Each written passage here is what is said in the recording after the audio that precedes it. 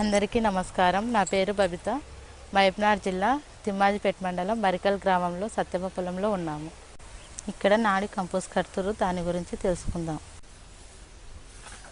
మహారాష్ట్రలో నారాయణ్ డియో రావ్ పాండ్రి పాండే అనే రైతు తన పొలంలో ఈ పద్ధతి ద్వారా ఎరువును తయారు చేసి భూసారం పెంపొందించుకున్నారు.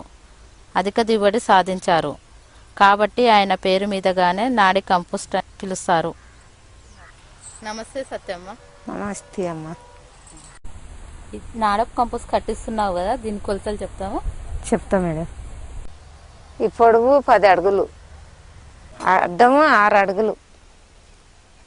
ఎంత ఎత్తు కట్టాలి? 3 అడుగులు కట్టాలి. ఇంతలో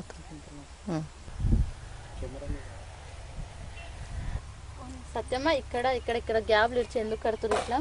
ఎరువు తయారయ్యేటప్పుడు గాలి తలగాలని ఇడిచినాం. ఇటుక ఎంత పట్టిందమ్మా? ఇసుక ఎంత పట్టింది? సిమెంట్ ఎంత పట్టింది? ఇటుకే 500.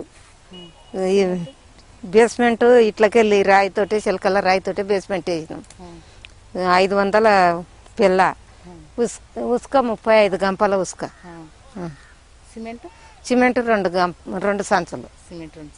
కూలోళ్ళు పనులు మళ్ళీ పనులు ఒక మేస్త్రి కింద మేము పని చేసి మేమే చేస్తాం. అమ్మ, ఇదంతా కట్టడానికి ఖర్చు ఎంత అయింది మీకు? ఇది మేస్త్రి కూలి వచ్చి, ఇటుకే కూలి, ఉసుక కూలి వచ్చి మొత్తం 2000 ఎక్కువ వచ్చింది మేడం.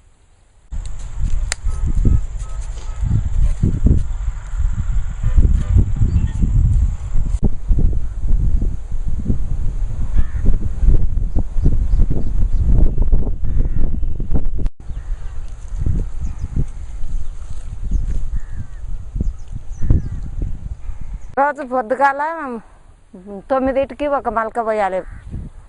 9 అయినాక మళ్ళా 2కి ఒక మలక, 2కి ఒక మలక పోసినాక మళ్ళీ 5కి ఒక మలక.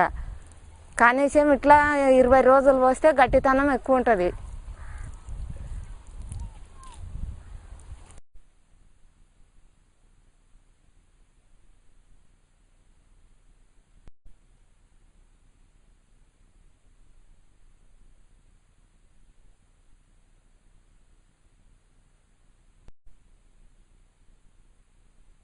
నాడప్ కంపోస్ట్ కట్టడం గురించి తెలియజేసినందుకు ధన్యవాదాలమ్మా. నమస్తే అమ్మ.